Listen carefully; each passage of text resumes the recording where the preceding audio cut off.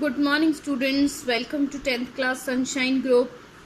In this video, I will discuss the very important topic of your chapter, that is how to compare different countries and states. So let's start reading.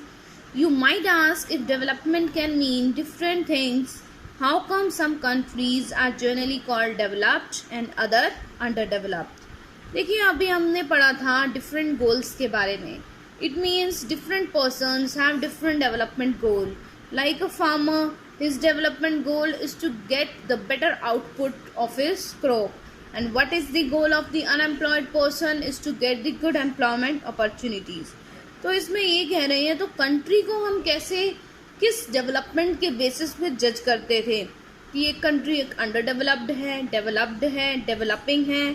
So this is a question in our mind and the answer comes in the next paragraph. When we compare different things, they could have similarities as well as differences. What aspect do we use to compare them? देखिए मैं already previous video में बता चुकी हूँ, लेकिन अब मैं आपको इसका समअप बता रही हूँ दोबारा से. देखिए क्या कह रखा है, जब हम दो चीज़ों को कंपेयर करते हैं तो उसमें कुछ सिमिलैरिटी भी होते हैं तो कुछ डिफरेंसेस भी होते हैं.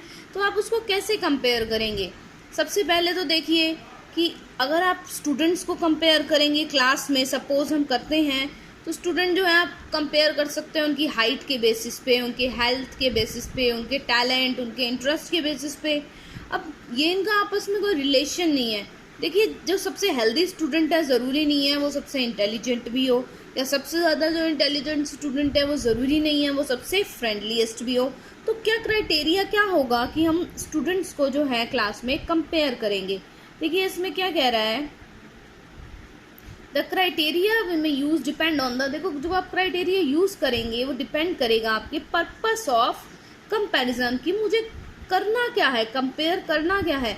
अगर मुझे जो है एक क्लास में स्पोर्ट्स टीम को चूज करना है तो आप क्या देखेंगे कि हेल्दी पर्सन कौन सा है, उसमें से आप सिलेक्ट करेंगे, देखेंगे सबसे हेल्दी कौन सा है.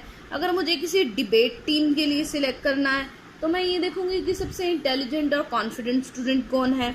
नेक्स्ट अगर आपको कोई म्यूजिक टीम के लिए सिलेक्ट करना है तो आप देखेंगे जिसको म्यूजिक की नॉलेज हो वो कौन सा स्टूडेंट है.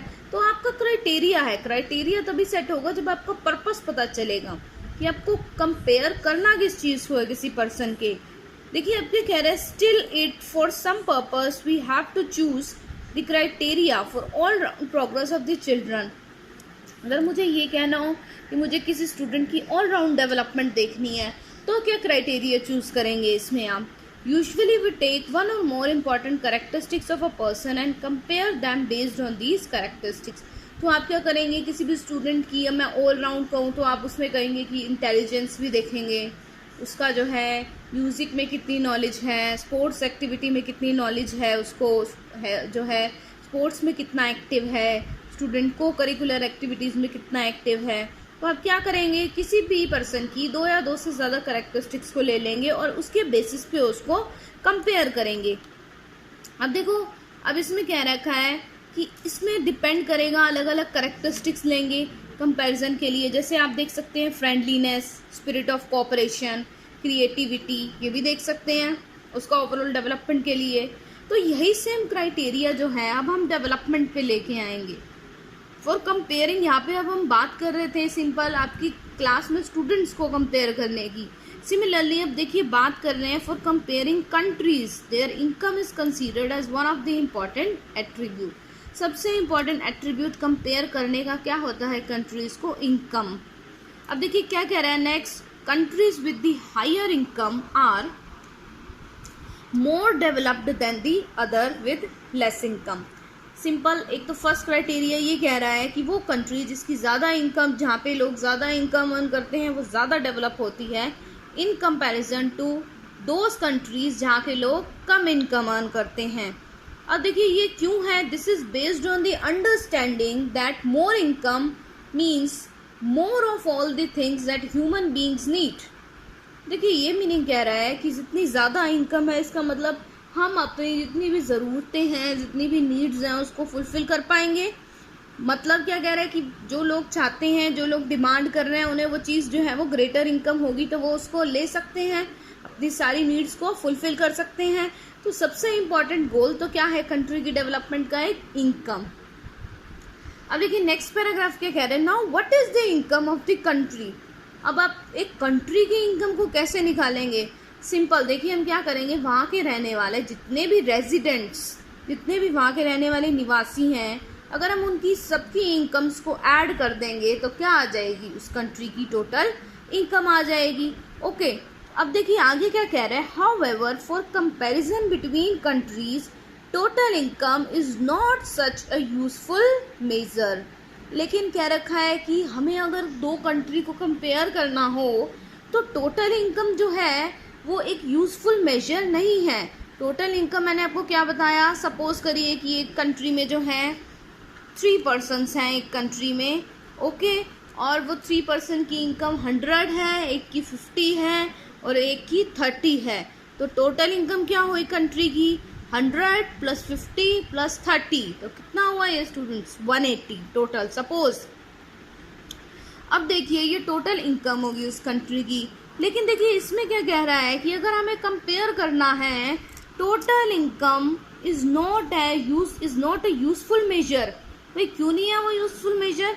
Since countries have different populations, comparing total income will not tell us what an average person is likely to earn। देखिए इसमें सिंपल कह रहा है कि अब कंट्री की पॉपुलेशन तो सबकी अलग है, तो टोटल इनकम तो आप निकाल लेंगे, लेकिन सपोज करो एक कंट्री में 3 पर्सन्स हैं, एक कंट्री में 20 पर्सन्स हैं जो अर्न कर रहे हैं, तो डिफरेंस तो आएगा दोनों की टोटल इनकम में। तो अगर आपको एवरेज निकालनी है, एवरेज कैसे निकालते हैं? आपने मैथ्स में देखिए आप पढ़ा होगा, आपने 9th क्लास में भी एवरेज कैसे निकाला जाता है? सबकी इनकम का टोटल कर दो डिवाइडेड बाय कितनी नंबर ऑफ पॉपुलेशन है। वो आप नहीं निकाल पाएंगे क्योंकि यहाँ नंबर ऑफ पॉपुलेशन क्या है, हर कंट्री की अलग है।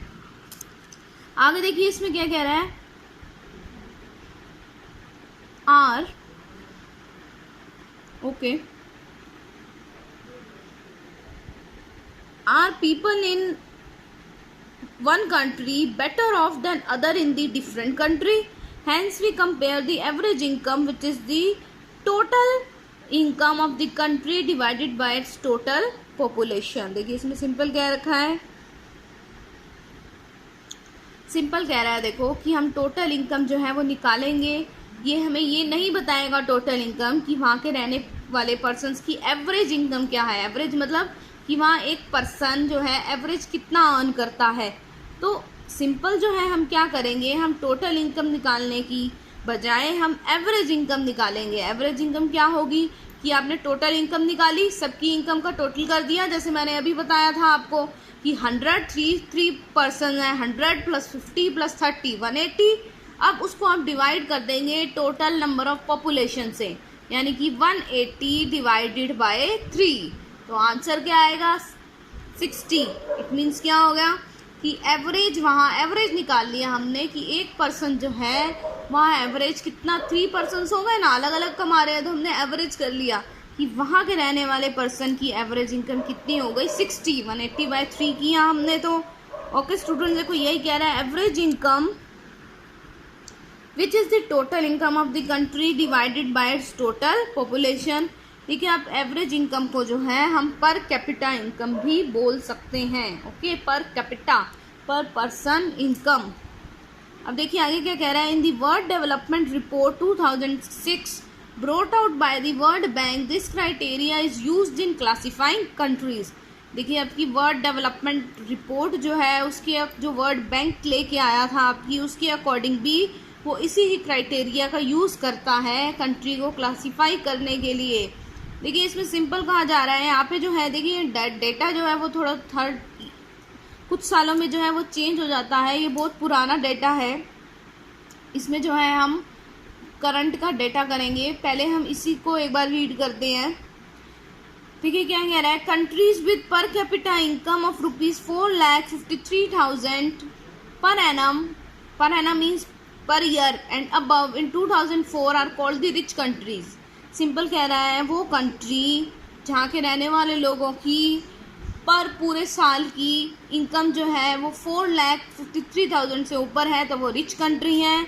और जिनकी पर कैपिटा इनकम 37,000 और उससे भी कम है, पूरे साल की बात हो रही है ये इनकम, पर पर्सन या सिंगल पर्सन की बात कर रहे हैं कि एक पर्सन की इनकम, एवरेज इनकम या पर कैपिटा इनकम 37,000 से भी कम है, तो उसको हम बोलेंगे लो इनकम कंट्रीज़।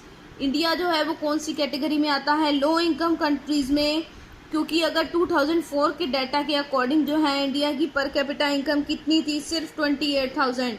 और यहाँ पे देखिए क्या कर रखा है, जिसकी 37,000 से कम है, तो इंडिया की जो है वो कम है 37,000 से।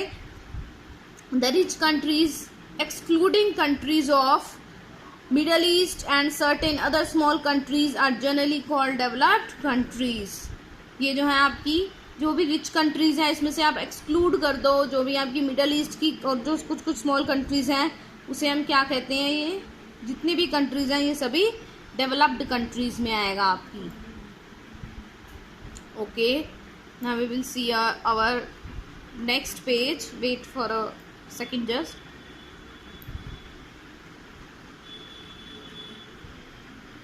Okay, so next topic is the average income.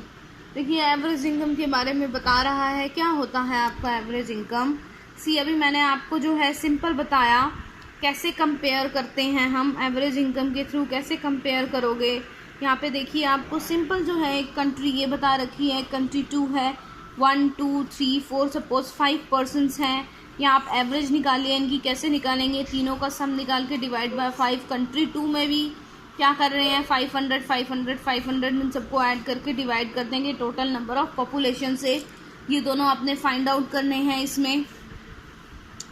अब देखिए इसमें सिंपल जो है एक इम्पॉर्टेंट जो है एक लाइन लिख रखी है ऊपर, while averages are used for comparisons they also hide disparities. Generally country जो है वो मैंने अभी बताया आपको एवरेज इनकम या पर कैपिटा इनकम का यूज़ करती है कंपेयर करने के लिए, लेकिन दे विल हाइड डिस्पैरिटीज, लेकिन उसमें भी बहुत कमियां हैं। वो ये बता रहा है कि इस टर्म में भी बहुत कमियां हैं। अब वो कैसे हैं? सबसे पहले तो जो है आपको क्या करना है, आपको मुझे कंट्री और कंट्री बी का एवरेज जो है वो निकाल के दिखाना है। यहीं तक आज करवाऊंगी। उसके बाद आपकी नेक्स्ट वीडियो में हम डिस्कस करेंगे कि कैसे एवरेज इनकम में भी बहुत सारे डिसएडवांटेजेस हैं, डिस्पैरिटीज़ हैं और कमियां हैं। Okay students, thank you.